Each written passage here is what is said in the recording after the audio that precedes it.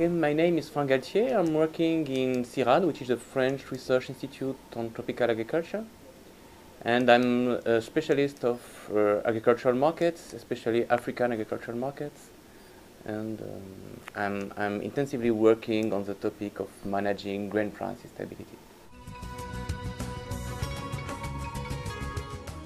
So basically, what the doctrine is saying is that farmers can be protected through market-based tools, and consumers can be protected through emergency aid. So for farmers, basically, there are three market mechanisms that may allow to protect farmers.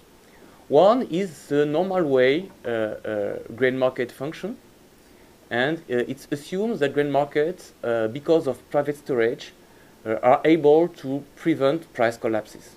If the price begins to decrease a little, farmers and traders will store a lot, and it will stop. It's assumed that it will stop the decrease in prices.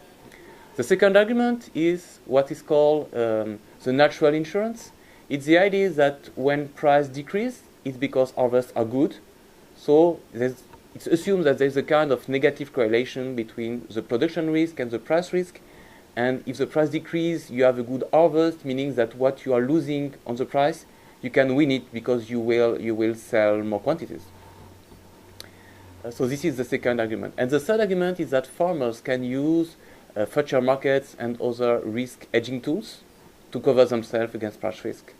So this is the three arguments, the three mechanisms through which market-based tools are assumed to be able to protect farmers in disease. And regarding consumers, the idea is that providing them emergency aid. So emergency aid means aid triggered only in periods of crisis, in periods of price crisis, and also strictly targeted on food insecure households. And it assumes that this form of aid is enough to protect consumers. So basically, this is the main message and rationale of the doctrine.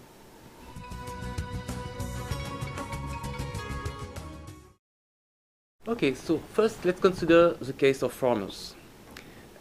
In fact, private storage for commodities such as grain is usually low. Traders and farmers can store grains within a year, but storing from 1 year to the following one, to the next one, is something highly risky, and very few traders do this. So the amount stored from 1 year to the next one are usually low, so they are not able to prevent price collapses. Usually, farmers in developing countries are not able to use risk hedging tools. First, because these tools are costly, highly technical. Most of the commodities traded in developing countries are not covered by future markets, such as millet, sorghum, cassava, rice.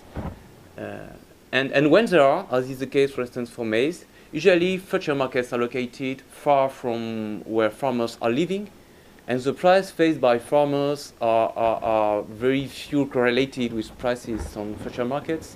And the result of this is that the cover provided by future markets is not very effective to protect them.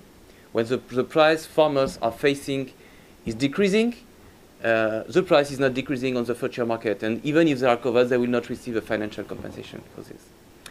And the third argument, which is the natural insurance between harvest and price, it does not always occur. The reason for this is that for tradable goods, there is no reason for the harvest of a single farmer to be correlated with the price he's facing. For instance, rice farmers in Africa, the price of rice they are facing depends on the harvest in Thailand, in Vietnam, in these kind of countries. So there's no reason for them to have a good harvest when the price is low. So for all these reasons, the market-based mechanism advocated by the doctrine are not enough to protect them. So how to go beyond? Basically, we have two ways. One is to provide farmers targeted transfer in case of price decrease. A bit like in the deficiency payment mechanism implemented in the USA. But these kind of tools of contracyclical cash transfers are not really suited for developing countries. You need to have databases on farmers' income, updated databases, and it's very complicated to have this in developing countries where you have so many little farmers.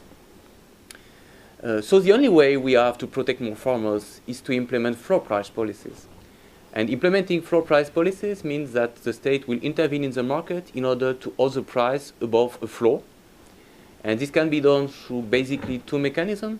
One is when the price is decreasing, public stocks may buy a lot in the market in order to remove the surplus and to stop the decrease in prices. And other mechanisms are trade policies. So to restrict imports or to boost exports, for instance, through export subsidies. So basically, these are the mechanisms to hold the price above the floor. And the historical experience we have is that the transition of the mutation of agriculture, of grain agriculture, through a more productive production methods, being in Europe, in North America, in many Asian countries, has been done thanks to such kind of floor price policies.